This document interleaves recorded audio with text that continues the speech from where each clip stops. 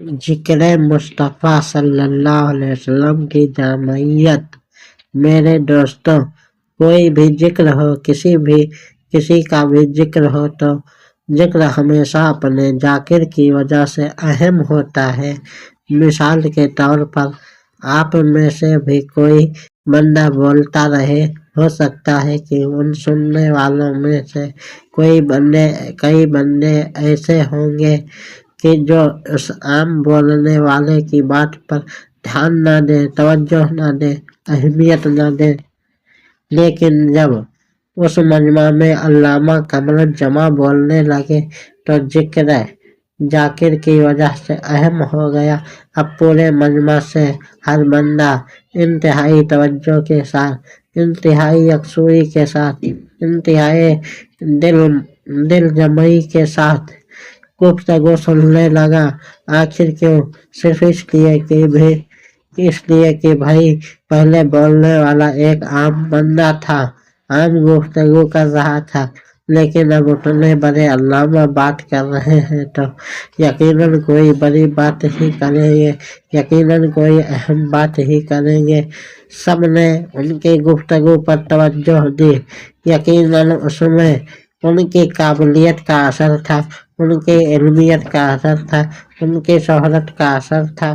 یعنی میں کہنا چاہتا ہوں کہ عام بندے کی بات بھی عام ہوتی ہے، لیکن جب کوئی پڑھا لکھا خاص آدمی بات کرتا ہے تو یقیناً اس کی بات بھی خاص ہوتی ہے۔ تو اعلیٰ ذات کی بات بھی اعلیٰ ہوتی ہے، افضل ذات کی بھی بات افضل ہوتی ہے، اہم ذات کی بات بھی اہم ہوتی ہے، معتبر ذات کی بات بھی معتبر ہوتی ہے، کامل ذات کی بات بھی کامل ہوتی ہے، پاکیزہ ذات کی بات بھی پاکیزہ ہوتی ہے۔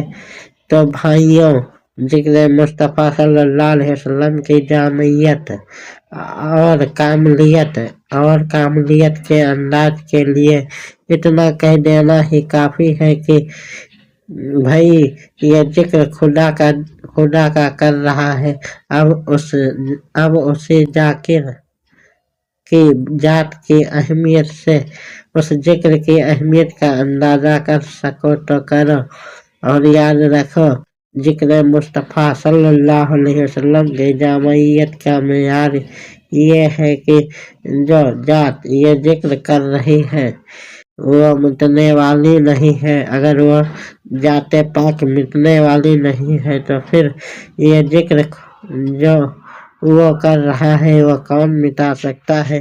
ارے یہ رسول صلی اللہ علیہ وسلم کا ذکر تو مٹے گا ہی نہیں، وہ اس لیے جب تک ذاکر رہے گا اس وقت ذکر بھی باقی رہے گا، ذکر بھی قائم رہے گا، ذکر بھی زندہ رہے گا، ذکر بھی موجود رہے گا۔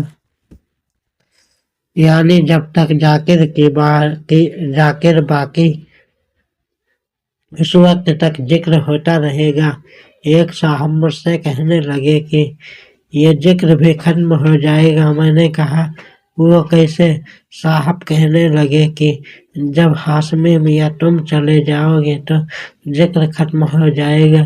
تو پھر میں نے آگے سے جواب دیا، ارے یہ ذکر میرے جانے سے ختم تھوڑی ہوگا، میں چلا جاؤں گا تو کوئی اور آ کر یہ ذکر کرے گا، ہاں کوئی اور دوسرا عالم آ جائے گا اور پھر کہنے لگے گا۔ جب دوسرا عالم بھی چلا گیا تو پھر میں نے کہا تیسرا عالم آ جائے گا، اور پھر کہنے لگا جب علماء بھی دنیا سے چلے گئے تو پھر میں نے کہا بھائی پھر باقی امت ذکر کرتی رہے گی، اور پھر کہنے لگا جب امت ختم ہو گئی تو پھر کون ذکر کرے گا؟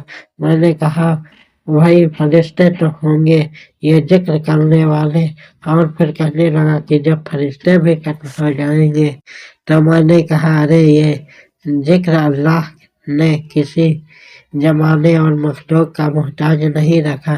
جب کوئی نہیں رہے گا القیوم رب تو باقی رہے گا۔